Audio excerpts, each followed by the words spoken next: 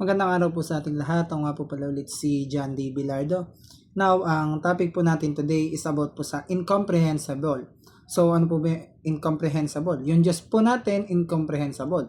So, God is incomprehensible, meaning that His nature and ways are beyond full human understanding. While we can know true things about God through His revelation in Scripture, we will never fully grasp that entirety of who He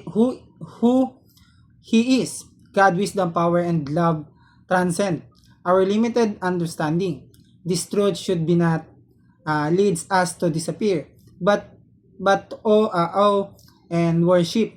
The incomprehensibility of God invites us into a deeper relationship with Him as we learn to trust in His mysteries, knowing that He is infinitely greater than we can imagine. Now, sabi po rito sa Romans chapter 11 verse 33 hanggang 36, basahin na lang po natin sa English.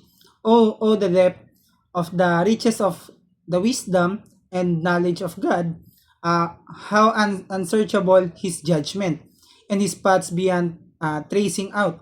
Who has known the mind of the Lord? Who has been His counselor? Who has ever given to God that God should repay them? For from Him and through Him and for Him are all things. To Him be the glory forever. Amen. Now, ito po yung first teaching natin. Sabi po rito, that the true God is incomprehensible. So, ang pagka-Diyos ng Trinity ay isa sa pinakamalalim at pinakabanal na katotohanan na inihayag sa atin ng banal na kasulatan.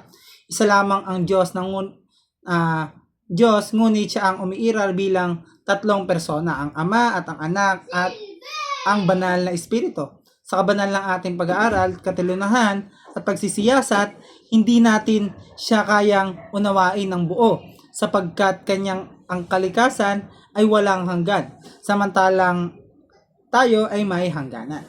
So, yung second teaching po natin, the Father reveals Himself through Christ. So, ang Diyos na Ama ay hindi natin makikita o mararanasan, kundi kung hindi sa pamamagitan ng anak. Si Jesus ay hindi lamang guro o propeta. Siya ang mismong larawan ng Diyos sa anyong tao. Sinabi ni Jesus, ang nakakita sa akin ay nakakita na sa Ama. So sa kanyang buhay, nakita natin ang kabutihan ng Ama. Nagpapagaling, nagpapatawad, tumatanggap ng kasalanan at nagbibigay ng pag-asa. So the Father reveals Himself through Christ. And point number 3 po natin or huli nating katuruan, sabi po rito, the Spirit communicates Christ to us. So, matapos umakyat ng ating Panginoong Hesukristo sa langit, hindi tayo iniwan ng Diyos. Ipinadala niya ang banal na Espiritu upang manahan sa atin. So, ang Espiritu ng Santo ang nagpaparamdam sa atin ng presensya ng Diyos. Siya ang nagtuturo, umaaliw, nagpapalakas at nagtutuwid sa atin. So, the Spirit communicates Christ to us. So hanggang dito na lamang po at maraming salamat po.